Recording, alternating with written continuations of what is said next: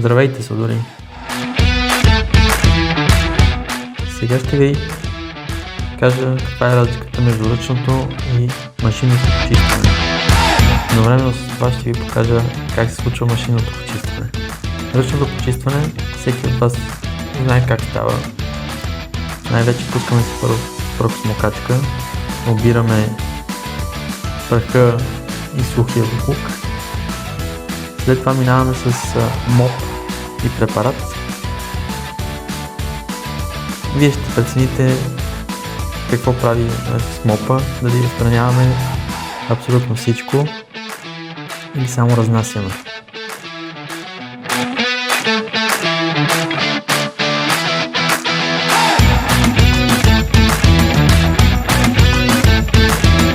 Тук виждате как се отстранява абсолютно целият разграден боклук и това е основната разлика.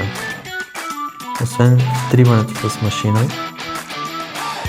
на препарата, отстраняването на замърсеността е ключова при машинното почистване.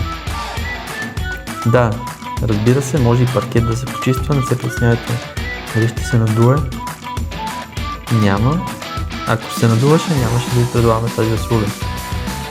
Доверете се на професионалистите. А сега ще ви оставя в компанията на колегата, за да видите как се почиства машинно на професионалисти.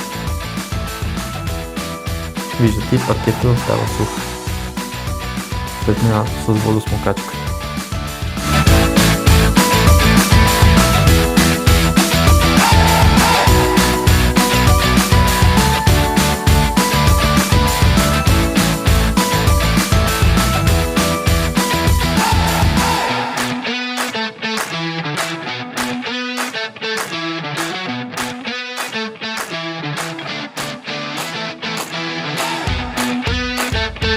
Доверете се на нас, мистер Клин.